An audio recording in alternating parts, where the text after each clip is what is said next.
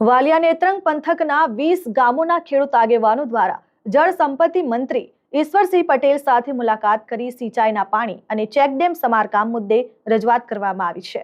ભરૂચના વાલિયા નેત્રંગ પંથકના 20 ગામોના ખેડૂત આગેવાનો દ્વારા રાજ્યના જળ સંપત્તિ મંત્રી ઈશ્વરસિંહ પટેલ સાથે મુલાકાત કરી ખેડૂતોના વિવિધ પ્રશ્નોને લઈ રજૂઆત કરવામાં આવી।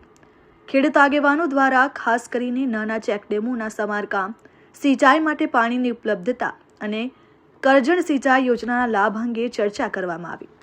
રાજ્ય સરકાર દ્વારા નાના ચેકડેમોના સમારકામ અંગે લેવાયેલા નિર્ણય બદલ મંત્રીનો આભાર પણ વ્યક્ત કરવામાં આવ્યો।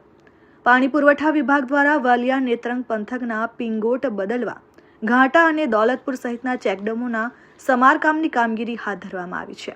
આ કામગીરી પૂર્ણ થતાં ટ્રાઇબલ વિસ્તારમાં આવેલી 50,000 હેક્ટરથી વધુ જમીનને સિંચાઈ માટે પૂરતું પાણી ઉપલબ્ધ થવાની આશા વ્યક્ત કરવામાં આવી રહી છે।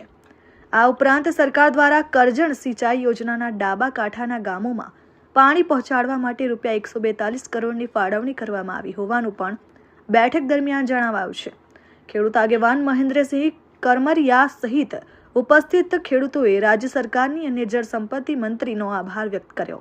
આજ રોજ વાલિયા અને નેત્રંગ તાલુકાના ખેડૂત પ્રતિનિધિઓ માન્ય સિંચાઈ મંત્રી, જળ સંપત્તિ અને પાણી પુરવઠા મંત્રી શ્રી ઈશ્વરસિંહ પટેલ સાહેબને પંડવાઈ સુગર ખાતે ખેડૂતો મળવા માટે આવેલા છે અને ખેડૂતો માન્ય મંત્રીશ્રીનો આભાર માને છે, કારણ કે સુક્કો ભટ્ટ વિસ્તાર નેત્રંગ અને વાલિયા તાલુકો એને સિંચાઈ મંત્રી તરીકેની સફળ કામગીરી દરમિયાન પિંગોટ ડેમ, બલદવા ડેમ, ઘાટા ડેમ, દોલતપુર ડેમ ને કાર્યાન્વિત કરવા માટે એમણે ખેડૂતોની રજૂઆતને ધ્યાનમાં રાખીને, આગેવાનોની રજૂઆતને ધ્યાનમાં રાખીને જે કામગીરી કરી અને જે પરિણામો ખેડૂતોને દેખાયા એનાથી ખેડૂતો ખૂબ આનંદ વિભોર છે।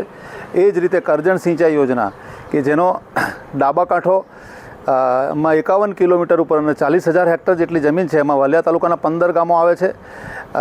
તે ખેડૂતો પણ એ ગાંધુ ગામ સુધી પાણી પહોંચે એની માગણી સાહેબને રજૂઆતો આગળ કરેલી અને એ વાત સાથે પણ એમણે સહમતિ બતાવી અને નામદાર ગુજરાત સરકારે માન્ય મંત્રીશ્રીની સૂચના મુજબ, મંત્રીશ્રીની માગણી મુજબ 1,42 કરોડ રૂપિયા એ ફક્ત ડાબા કાંઠા માટે કરજણ સિંચાઈ યોજનાના મંજૂર કર્યા, જેનાથી ખેડૂતો ખૂબ આનંદ વિભોર છે અને જે સિંચાઈથી વંચિત 50 વર્ષથી સૂકા ભટ્ટ વિસ્તાર તરીકે ઓળખાતા વાલિયા અને નેત્રંગ તાલુકાને હવે